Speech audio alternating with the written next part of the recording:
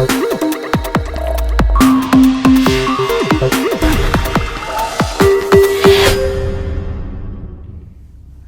everybody, here are the answers to the quiz that was given, and there are 10 questions in this quiz. It's based on motion in one dimension, and we'll be taking a look at each question, and this will help you prepare for the exam. Alright, here we go. Question number 1, it's talking about an XT graph is drawn for a ball moving in one direction. The graph starts at the origin, and at t is equal to 6 seconds, the velocity of the ball is 0. Now, since this is one-dimensional motion, it's like a ball being thrown vertically up, and you know that at the highest point, the ball is going to be, the velocity of the ball is 0. And so we know that the ball has stopped. Now this is true only because it's one-dimensional motion. So the answer in this case is B. Now,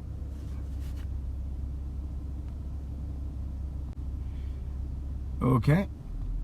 And then the second one talks about a hiker walking 200 meters east and then walking 100 meters north. So you have the person going 200 meters to the east and then 100 meters to the north. And many of you may think that the answer is northeast. Of course, it's in the northeasterly direction, but you can give the answer as northeast only if the angle is exactly 45 degrees. So we're going to find out this angle. And if it is 45 degrees, then it's northeast. Otherwise not. So that's 200 meters, this is 100 meters, and that's the angle. So when you take tangent of the angle, you're going to get 100 by 200, which is 0.5. Take the inverse of that, and boom, here you go. The angle is only 26.57 degrees. So this is not in the northeast direction. Again, I want to stress that it's moving in a direction that is north of east, but you cannot say that it's northeast unless the angle is exactly 45 degrees. That brings us to the third question, and there are 3 questions on this page. So we're looking at the top one, which talks about an object moving 10 meters east in 30 seconds and then returning to its starting point, taking an additional 70 seconds. If west is chosen as the positive direction, what is the average speed of the object?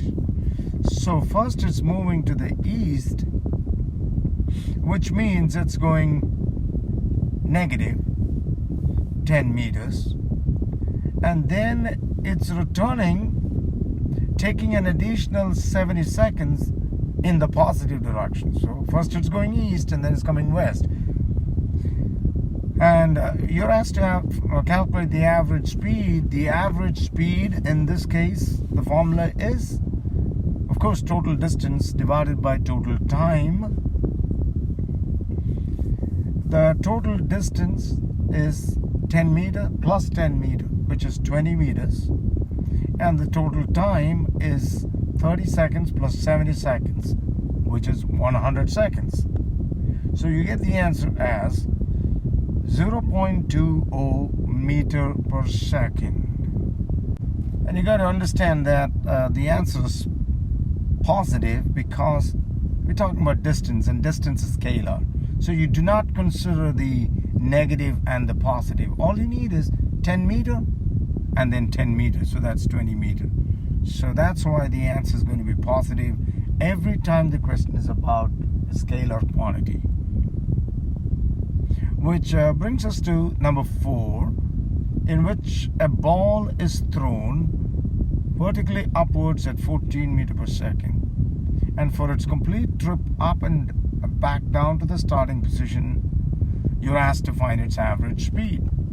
So what's given is actually the initial velocity, which is positive 14.7 meter per second.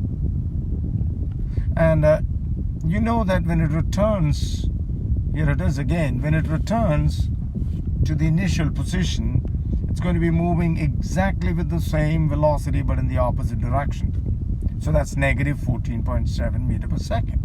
And acceleration due to gravity is always negative 9.8 meter per second squared. You're asked to find the average speed.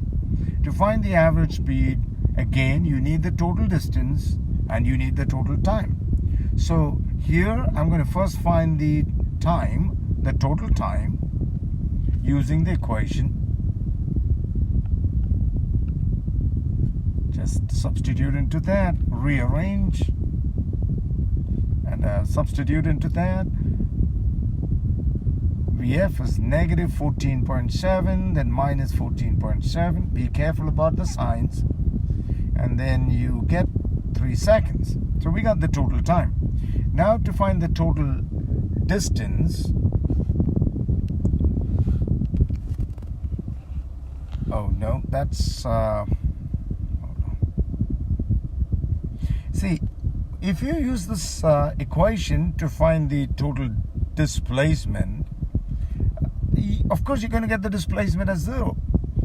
So it doesn't serve a purpose. So what I'm going to do is, I'll take half the time, which is 1.5 seconds, and with that I can find the maximum height that it reaches. So, and then double that. So that's what I'm going to do. So 14.7 times, you see the 1.5, because I've only taken half the time. And then minus 4.9, because it's 1/2 times 9.8. And you do the math. Well, I've shown both parts of that, and you're going to get... Oh no, that's wrong. That is... I'm going to correct that. That's 11. That's only 11 meter. And average speed is total distance by total time. Okay, so that's 11.03 meter. So I double that, because remember that's the maximum height. And so I get the answer 7.35 meter per second. That brings us to the 5th question. And in the 5th question, a ball is thrown vertically upwards at 18.8 meter per second. For its complete trip up and back down to the starting position, its average velocity. Well, that's quite simple, because average velocity is total displacement by total time, and in this case the total displacement is 0 because it returns to its initial position.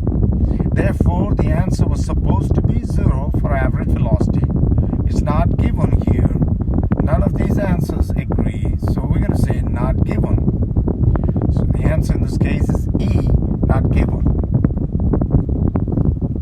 Which brings us to the 6th question. Let's move there fast. And in the 6th question, a cart is given an initial velocity of 6 meter per second, and it experiences a constant acceleration of 2.1 meter per second squared. What is the magnitude of the cart's displacement during the first 9 seconds of its motion? Excuse me for that. Alright, pardon the interruption here. A cart is given an initial velocity of 6 meter per second, and the acceleration is given. Alright, so straightforward question. That's the initial velocity, V naught. A is 2.1, T is 9 seconds. You're asked to find delta x. Simply use the equation, V naught T plus 1/2 AT squared. And substitute the numbers.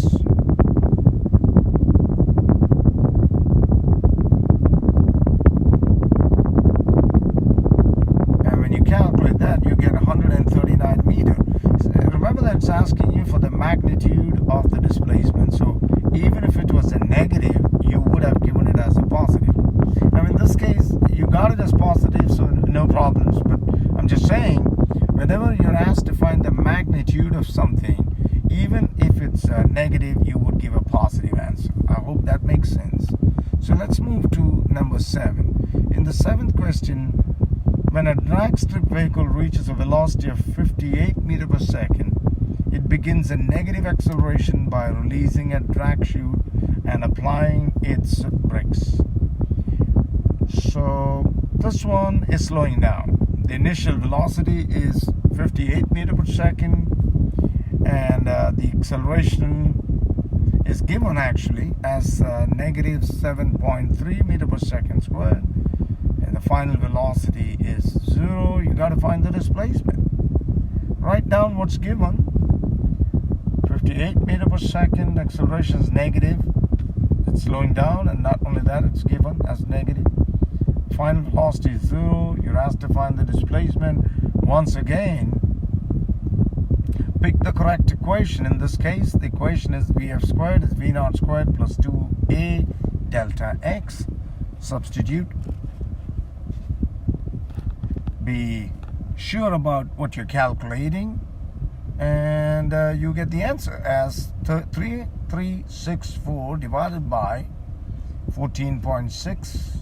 That's 230 meters. All right, that's now number 8. A car is moving in the positive direction along a straight line, and this car accelerates at a constant rate while going from point A to point B. If the acceleration is positive, increasing the speed of the car, when does the position where the average speed equals to the instantaneous speed occur during the time interval from A to B? So here you have to understand that the speed of the car is increasing continuously, and the question is, the instantaneous speed is actually continuously increasing, but at what point would the average be equal to the speed at that instant? Now, of course, that can only happen exactly at the midpoint of the journey, which means A is the answer, t by 2 from the start of the interval, because the average velocity is going to be the sum of the initial and the final divided by 2, which will be exactly the velocity or the speed which it has at the midpoint of the journey. So that's clear enough. So halfway mark is when that happens, when the average velocity is equal to the instantaneous velocity. That brings us to question number 9. A European sports car dealer claims that his product will accelerate at a constant rate from rest to a speed of 100 km per hour in 7 seconds. What is the speed after the 5 seconds of acceleration? After the first 5 seconds of acceleration. Okay, got to be careful so as not to get mixed with the 2 times given here. The first time, which is 7 seconds, is given so that you could calculate the acceleration. All right, so let's do that. The initial velocity is 0. The final velocity is 100 km per hour, which is 100 times 1,000, because 1 kilometer is 1,000 meters, divided by 3,600 seconds in an hour. So that gives 27.8 meters per second. And the time is 7 seconds. So what's the acceleration can be found out using Vf minus V naught by T, which when you plug in, you're going to get it as 27.8 divided by 7, which gives 3.97 meter per second squared. Now we can answer the question, which is what is the speed, means the final velocity, after the first 5 seconds. So now we're looking for final velocity. The time is 5 seconds. And the acceleration, which we already found, can be used. V naught is, of course, 0. So use the equation. Vf is V naught plus A times T. And find the answer, which is going to be 19.9 meter per second, which is what I got. So the answer is obviously A. The 10th question, Omar throws a rock down with speed 13 meters per second from the top of a tower. And the rock hits the ground after 1 second. What is the height of the tower? So this person is throwing the rock down. Anything down is negative. Therefore, the initial velocity is negative. I'm going to put negative there. Minus 13 meters per second. T is 1 second. A is negative 9.8 meters per second squared. You're trying to find the displacement. Use the equation V naught T plus 1/2 AT squared is equal to delta Y. Substitute the numbers. And you would get the displacement as negative 18 meters. The stone is going down. The rock is going down. So when you're asked to find the height, you actually measure from the bottom up. So you're going to give it as positive. So the height is positive 18 meters.